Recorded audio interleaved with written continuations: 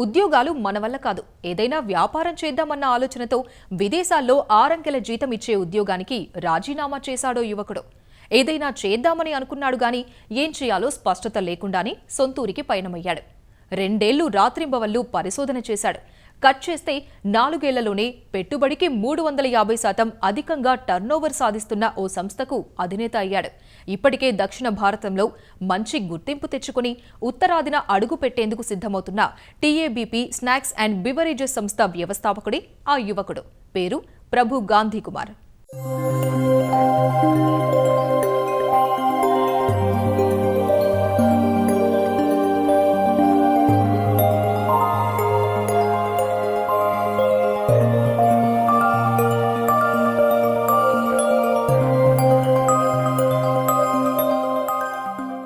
ప్రభు గాంధీ కుమార్ అమెరికాలో కొన్నేళ్లు మంచి వేతనమిచ్చే కార్పొరేట్ సంస్థల్లో ఉద్యోగాలు చేసి సంతృప్తి దొరక్క తిరిగి స్వస్థలానికి చేరుకున్న ఓ మధ్యతరగతి యువకుడు. అప్పటికే తండ్రి చేస్తోన్న వ్యాపార బాధ్యతలు చూసుకోవడం ప్రారంభించినా ఏదో వెలితి వేధించేది. కొన్ని రోజుల అంతర్మథనం తర్వాత తనే సొంతంగా ఓ వ్యాపారం ప్రారంభించాలని నిర్ణయించుకున్నాడు ఈ కోయంబత్తూర్ యువకుడు.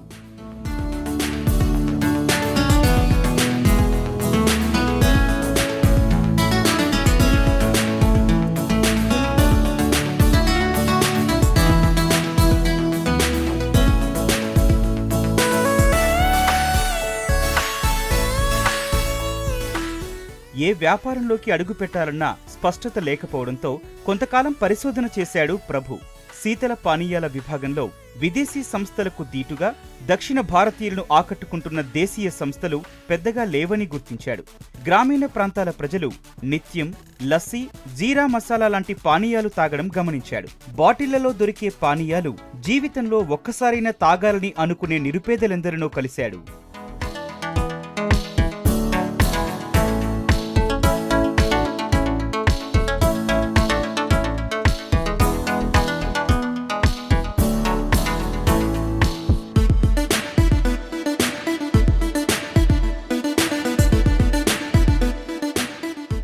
వేసవి నెలలు ఏప్రిల్, మే, జూన్లో కార్బోనేటెడ్ పానీయాల విక్రయాలు పెద్ద ఎత్తున జరుగుతాయి. నెలకు సగటున 9 నుంచి 10,000 సంపాదించే రోజూ కూలీలకు వీటిని కొనుగోలు చేయడం ఓ అదనపు భారమే. ఇలాంటి వారికి అతి తక్కువ ధరలకే భారతీయ చిరుతిళ్లు, శీతల పానీయాలు అందించే లక్ష్యంతో భార్య బృందాతో కలిసి 2016లో తన్వీ ఫుడ్స్ స్థాపించాడు ప్రభు. We are predominantly a rural focused company. We really want to get to the rural mass segment where they are not yet exposed to quality products at an affordable price. The value for money for them is very, very huge. And our company, we feel we are positioned in a right way to deliver this for multiple reasons. Like for example, a person in the rural India wants their products to be sweetened a little bit higher. Ability to tweak the recipe based on the needs of the people, that helps us to differentiate our product. At the same time, even the snacks thing, they want a little bit more spicy, a little bit more salty, and we are able to give that. మొదటగా మామిడి, Apple ఫ్లేవర్లతో 10 రూపాయలకే పానీయాలు అందుబాటులోకి తెచ్చాడు ప్రభు. అప్పట్నుంచి వెనుతిరిగి చూసుకోలేదు. 2018లో టీఏబీపీ snacks and beverages పేరుతో సంస్థను విస్తరించాడు. రోజుకు 200 నుంచి 300 రూపాయలు సంపాదించే రోజు కూలీలకు చేరువ కావాలన్న లక్ష్యంతో గ్రామీణ మార్కెట్లకు ఉత్పత్తులను సరఫరా చేస్తున్నాడు.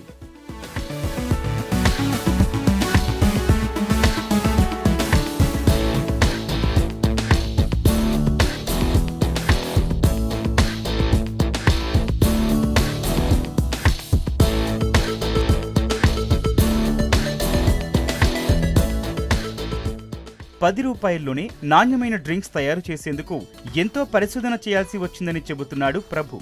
కోయంబత్తూరులోనే పరిశ్రమను నెలకొల్పాడు. పుదుచ్చేరి, మైసూరు, ఔరంగాబాద్ నుంచి ముడిసరుకు తెప్పించుకుంటున్నాడు.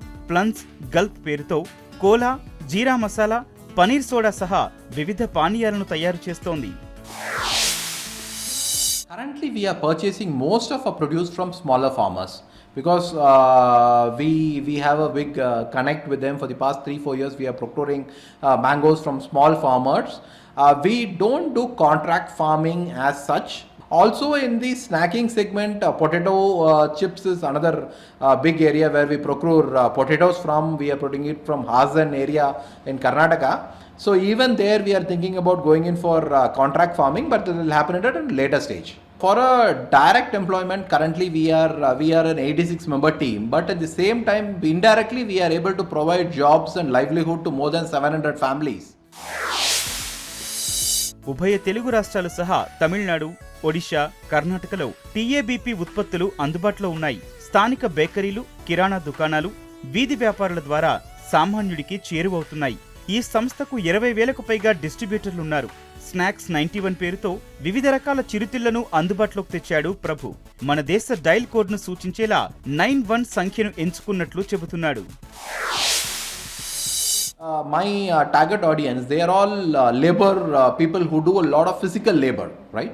For them, sugar is kind of a glucose kind of a thing, which increases their energy levels, which gives them a boost. For example, if they consume, like for example in Orissa, we sell to a lot of people who are actually coal miners, people who are working in the mines and such.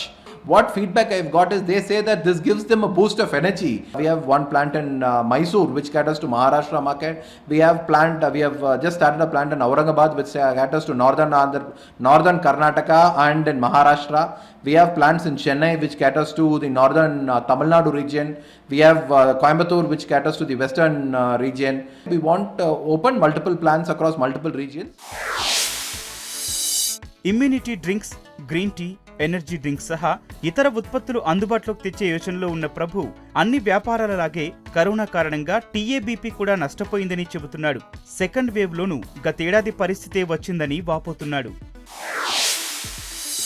The government provides a lot of subsidies for food processing industries. Like for example, in most of the states, they have close to 20-25% subsidy for food processing industries. Apart from that, from central government also provides much bigger subsidies when you put a plant in your food processing industries. So unfortunately, both the years COVID came at a very bad time for the beverage industry, because most of our sales happens in the months of March, April, May and June. And both the times the peak season for COVID happened at the same time. We are doing a lot of R&D on millets, trying to see how we can bring millets to ₹5 and ₹10 segment. దక్షిణ భారతీయులు కాస్త ఉప్పగా రుచికరమైన మసాలాలతో ఉండే చిరుతిళ్లను తినేందుకు ఇష్టపడతారు. కానీ మార్కెట్లో అలాంటి నాణ్యమైన ఉత్పత్తులు పెద్దగా అందుబాటులో లేవని గుర్తించిన ప్రభు ₹5కే 10 గ్రాముల ప్యాకెట్లను విడుదల చేశాడు. గడిచిన 2 ఏళ్లలో సంస్థ మంచి అభివృద్ధి సాధించింది. 2016-17 ఆర్థిక సంవత్సరంలో 92 లక్షల టర్నోవర్ సాధించిన టీఏబీపీ 2020-21లో 35.5 కోట్ల వార్షికాదాయం పొందే స్థాయికి ఎదిగింది.